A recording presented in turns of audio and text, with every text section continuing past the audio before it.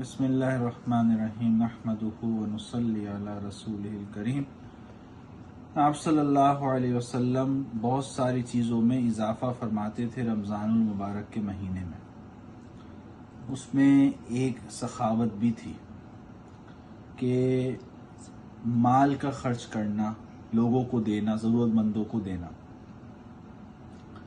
اور یہ ایسی صفت تھی کہ جس میں آپ صلی اللہ علیہ وسلم بہت زیادہ اضافہ فرما دیا کرتے تھے، اور اپنے گھروں کی یہ حالت تھی کہ بعض دفعہ بس اتنا ہوتا تھا کہ خود کھا لیں اور اس کے علاوہ کچھ نہیں ہے، لیکن جناب رسول اللہ صلی اللہ علیہ وسلم اگر کوئی سائل آ گیا، کوئی مانگنے والا آ گیا تو اس کو دے دیا کرتے تھے۔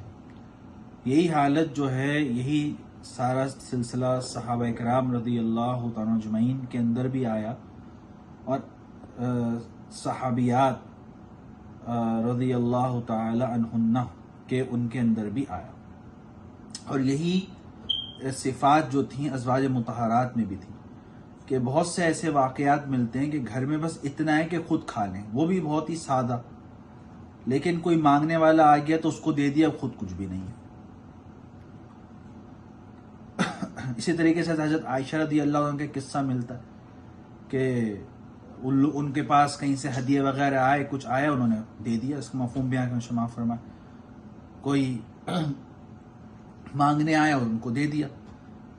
تو ان کی جو خادمہ تھی، انہوں نے کہا کہ ہم کچھ تھوڑا سا رکھ لیتے تاکہ کچھ گوشت وغیرہ اس سے خرید لیتے تو ہمارے لیے کام آتا۔ تو آپ نے فرمایا کہ تو مجھے پہلے کہہ دیتی۔ یعنی اتنا بھی ان کے ذہن میں نہ تھا کہ بھئی ہم تھوڑے سے ہی رکھ لیں تاکہ ہم اس سے اپنی ضروریات کو، جو بیسک ضروریات اس کو پورا کر سکیں۔ یہ تو عام حالات میں تھا، یہ رمضان سے اس کو کوئی تعلق نہ تھا کہ صرف رمضان میں حضرت ایسا کرتے تھے، بلکہ سخاوت ان لوگوں کے اندر بھری ہوئی تھی، اور رمضان میں تو اور بڑھ جاتی تھی۔ تو اس سے اندازہ لگائیں ہم لوگ کہ یہ لوگ تو ویسی سخاوت کرتے تھے اتنی، پھر رمضان میں بڑھنے کا مطلب یہ تھا کہ کتنی ہو گئی۔ تو ہمیں یہ اس سے سیکھنا چاہیے۔ ہمیں کیا سیکھنا چاہیے کہ ہمیں اگر اللہ نے مال دیا ہے تو ہم زیادہ سے زیادہ غریبوں پہ خرچ کریں، اور سب سے پہلے اپنے خاندان سے شروع کریں۔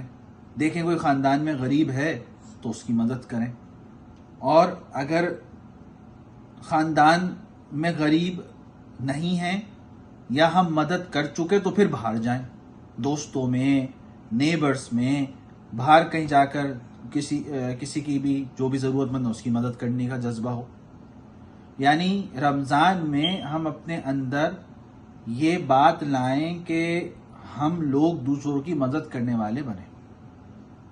ایک بات میں بتاؤں کہ زکوٰۃ جو ہے وہ غریب آدمی کے اوپر زکوٰۃ نہیں ہے۔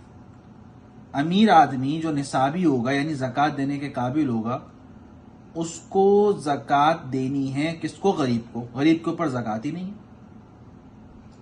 لیکن جو صدقہ ہے وہ غریب کو بھی ترغیب دی گئی اسلام میں کہ تم صدقہ کرو، بھلے تھوڑا سا کرو لیکن صدقہ کرو۔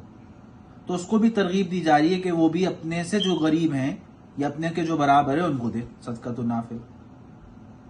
تو اس وجہ سے یہ دینا بہت ہی زیادہ اہم بات۔ حضرت عثمان غنی رضی اللہ تعالیٰ عنہ جو جنت میں انہوں نے اعلیٰ مقام پایا ہے، اپنی عبادت کے ذریعے تو ہے، لیکن اس میں جو وہ سخی تھے، غنی تھے، اللہ کے راستے میں دیتے تھے، اس سے بھی ان کو بہت اللہ کے نبی نے بشارت دی۔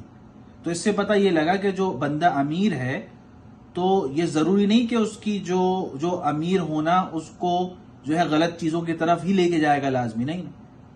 یہ اس کے اوپر ڈیپینڈ کرتا ہے اپنے مال کو کس طرح یوز کر رہا ہے۔ اس کا امیر ہونا بھی جنت اس کے لیے بنا سکتا ہے، جیسے حضرت عثمان رضی اللہ تعالیٰ عنہ کے لیے، حضرت عبد الرحمن بن عوف رضی اللہ تعالیٰ عنہ کے لیے۔ یہ دونوں حضرات جو ہیں عشرہ مبشرہ میں، جن کو آپ صلی اللہ علیہ وسلم نے ایک ہی مجلس میں جو ہے جنتی ہونے کی بشارت دی۔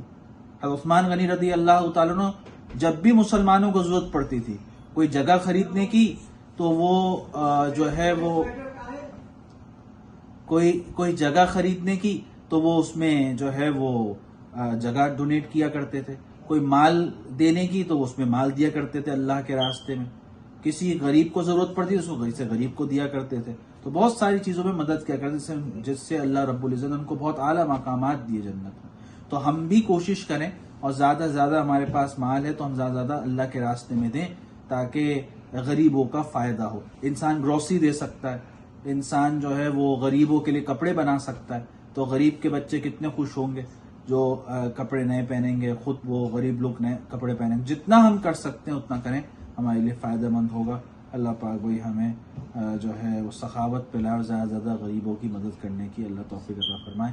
جزاکم اللہ خیر. السلام علیکم.